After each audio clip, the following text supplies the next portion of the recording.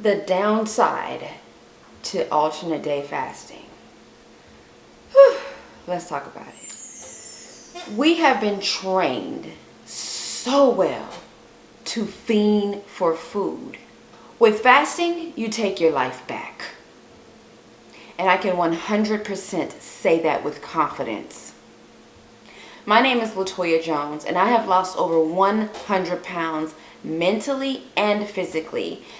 And I'll share that with you in hopes to help you through your journey, get you back on track, motivate you, inspire you to not give up no matter how hard it hurts, how many times you failed. I hope that I can help you get back on track, because after losing all of that weight, I feel good. I feel better.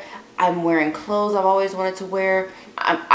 Being able to fasten my seatbelt on a plane is just fascinating to me. So if that's of interest to you, me helping you through your journey, subscribe, share my page, my channel with anyone you feel is on the same path and needs help along the way. Alright, so let's get into it. Alternate day fasting has changed my life. The reason I love alternate day fasting so much is because I can eat the foods I love. I don't have to worry about counting calories. This is me personally. I don't focus on counting calories anymore. I'm not thinking, dang, if I eat these fries, it's going to set me back. And I'm not worrying. I have enough in my life to think about, to focus on, to, quote, worry about. I don't want to continue to worry about my weight. I'm 42 years old. It took me 41 years to finally lose the weight. But all the years before that, I was stressing about, what if I eat this and I need a salad, and I got tired of salads. Oh my God, I lost 30 pounds eating salads at one point. But I was like, I don't want another salad, and I don't want to feel like that. I want to live. I want to thrive. I want to be happy about every day of my life going forward. And so I finally buckled down and did the painful things I had to do to get the weight off. And it wasn't easy. It wasn't happy all the time. There were times I wanted to give up, but I thought about how many times I gave up that kept me going. And I did not give up. I kept going, I kept pushing, and I finally lost the weight. And so in order to maintain the weight, I tried alternate day fasting. I did it for 30 days straight, and I fell in love with it. But there are some things that I encountered with fasting alternate days, and I want to share that with you. And I want to let you know that it gets better. But first, let me talk about the things that nobody really talks about. The aches and pains. When I fasted alternate days, I noticed when it was time for me to eat, I would have these little aches and these little pains that would come up that went away after I ate. There was no issues. It just, I needed to eat. It's so weird. It's like these aches, maybe some type of leg pain, or sometimes even before I started fasting, I noticed that when I needed to eat, I would get these chest pains when I was low in calories or my body needed to eat. And as soon as I ate something, it went away. Now, I want you to understand that there is a lot of fat on our bodies, right? But we don't tap into that fat until we go on a 48-hour or 72-hour fast. That's when the body taps into that fat. So you may be thinking, I'm exercising, I'm doing all these things, but I'm still not losing weight. I'm still not losing fat. This is because it takes 48 hours to 72 hours for your body to get into ketosis. Once the body is in ketosis, you start losing that fat. Otherwise, if you never allow your body to get into the fat burning mode of ketosis, you're not burning any fat. So you could be working out, doing all the things, and eating and all of that, but if you never allow your body to get into ketosis, and the fastest way I was able to get into ketosis is with a fast. Do your research. Find out for yourself. But that's the only way I was able to finally lose weight. And when you work out too, when you work out consistently and daily and you limit your calories, your body can also get into ketosis that way. It just takes longer. It may take a week. It may take 3 weeks. But it depends on how often you eat, how much fat you eat, how many carbs you eat, and how often you work out. But you can still lose weight and get into ketosis by working out. But at the end of the day, you have to limit calories. You have to work out more. You have to eat less carbs. You have to eat less fat. That is the only way to get into fat burning mode. When I alternate day fast, I noticed I had knee pain. And it was the shoes I was wearing too, but I noticed those pains would come up even more when I fasted. Headaches, all of those things. So that is the downside. And I usually don't experience those pains until it's close to the end of the 36 hours. That is what I do. I alternate day fast for 36 hours. And when I eat, goes away. Or buy new shoes. But when I eat, goes away. I don't even deal with headaches as much now since I have consistently fasted. I did 30 days, and after that 30 days, less headaches, less pain in my knees, less pain in my chest, and it goes away immediately when I eat. Or I take a Tylenol. And one thing I want to stress is when you're in fat burning mode, your body is eating fat. So I'm one of those people, I still take medicine because my body is already eating. But that's just me. Talk to your doctor. That's just what I do. Another downside is anger and frustration because you can't have what you want when you want it. You can't suppress those problems with the food, with the drinks. And so you have to sit in it when you fast. And that is one of the downsides. It can be, it can get to a point where you're just so angry or frustrated. And you're so used to getting food, or I was so used to going after food. But I noticed now when I fast, I do something productive. On my fast days, I just had an eat day yesterday. Today is my fast days.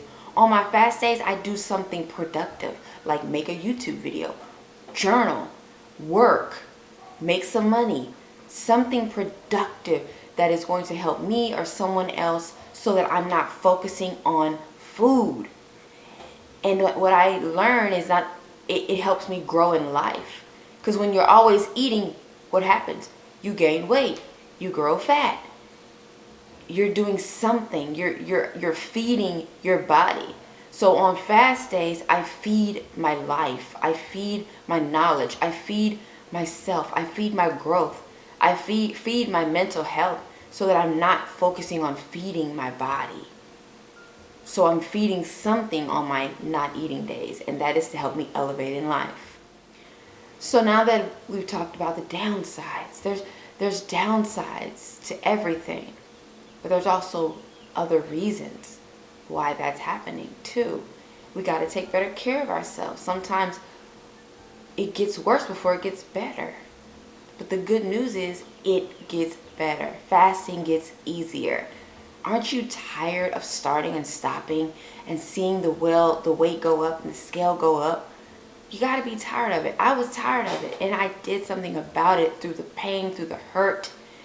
Yes, I felt like I'm not going to survive. Why do I feel like I'm dead? Why do I feel like I'm dying? Because I wasn't taking in electrolytes when I was fasting. So this is why you have to do your research when you do these things. You can't just say, I give up, it's not for me. There's so many reasons why, and you have to do your research.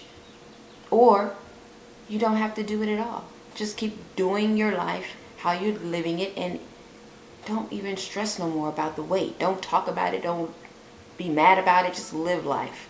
Because you're not willing to do nothing about it. You don't want to do nothing about it. You want to keep doing the same thing. So stop complaining about it. I want to talk about why people quit too.